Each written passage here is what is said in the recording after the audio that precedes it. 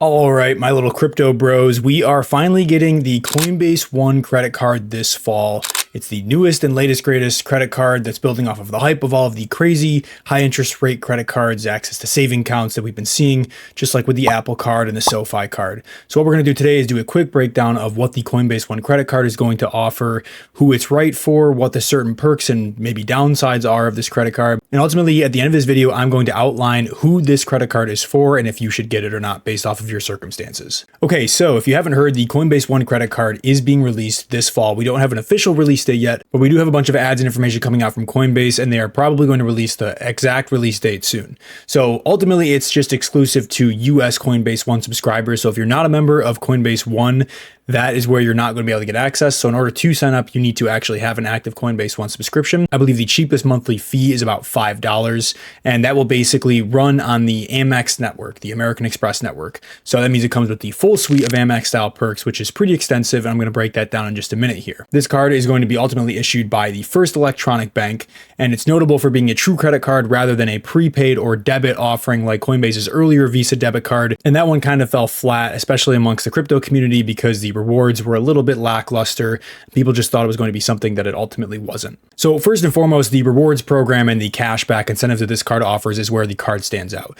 The stated description says that you're going to have between 2 and 4% back in Bitcoin on every purchase. That means you're going to have a minimum of 2% cash back on every purchase, and that can go all the way up to 4%, probably depending on the purchase type. And also that's contingent upon how much money is in your Coinbase account. So I'm going to start this with a disclaimer by saying, if you are not a crypto user, if you're not somebody who holds funds within Coinbase or has a lot of crypto holdings, you're probably only going to get the minimum 2% cash back, which isn't bad. I mean, the market rate is about 2% flat cash back on most other comparable credit cards that are also feeless. So if you don't have any crypto holdings or any dollars that are stored on Coinbase One to try and get the extra percentage points on top of your 2%, this probably isn't going to be worth it because you have to ultimately pay the $5 subscription fee monthly, and it's just not going to be worth it compared to the other free options. Now, we don't have the official brackets of how much money you're going to have on Coinbase in order to get all the way up to that 4% range. If I had to guess, it would probably be somewhere near the 6-figure range to get all the way to 4%, because 4% cash back across the board is pretty high, and I don't see it being very profitable if they just offer that at a very low rate. Now, unlike traditional credit cards where rewards come back as points or cash back, here you can get actual Bitcoin, which is pretty interesting because of Bitcoin's price history. We know that Bitcoin has gone up considerably over time. It seems to just keep going up year after year after year, and that could be quite powerful if you are somebody who's really into the crypto space and thinks it's going to continue going up in the future. That being said, Bitcoin is pretty volatile, and spending or selling your rewards later could trigger some taxable capital gains. So it's just something to keep in mind. Now, for comparison, other crypto cards like the Gemini credit card cap their Bitcoin rewards at about 3% for dining and then down to 1% on other purchases. And the BlockFi Rewards Visa offers about 1.5% cash back in Bitcoin. So Coinbase's top 4% tier is one of the highest rates in the market for any category, crypto or otherwise. Now, another notable thing about this is that you also get access to Coinbase One's savings account, which has a boosted interest rate. It's about 4.5% right now, and it stays at 4.5% for, I believe, up to $25,000 or $30,000, and then it goes down to the default 4% rate after that.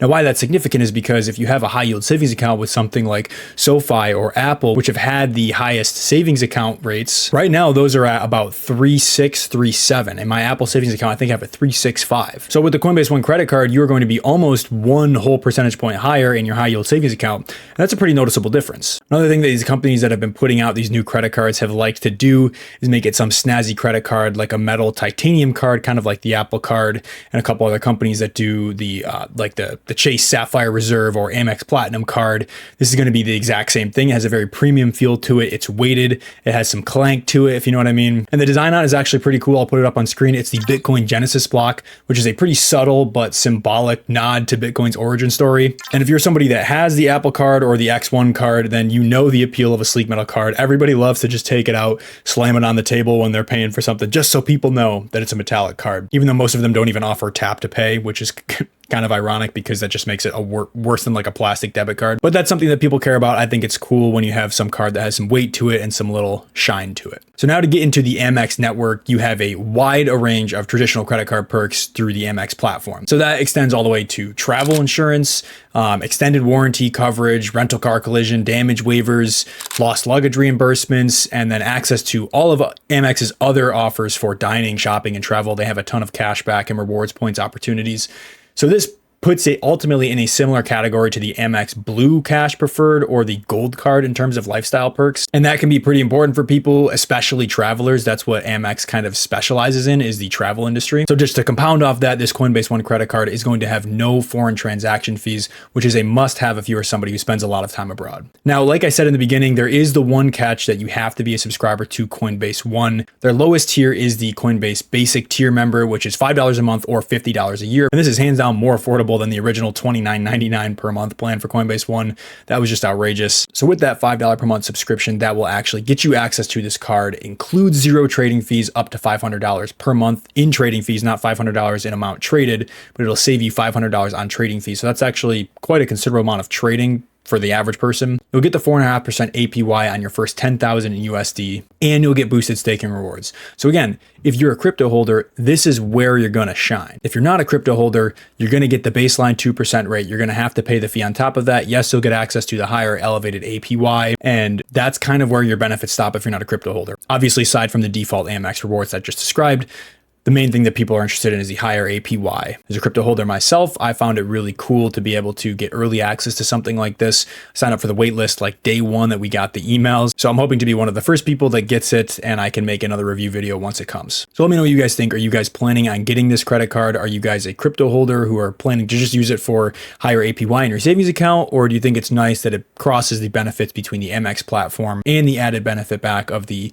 4% up to 4% back in Bitcoin rewards? So I'm Jake. This has been a fun video to make. If you guys like this type of content, please make sure to leave a like, drop a comment, letting me know your thoughts, and be sure to subscribe so you can stay up to date with more videos just like this one in the future. I'll catch you guys later. Peace.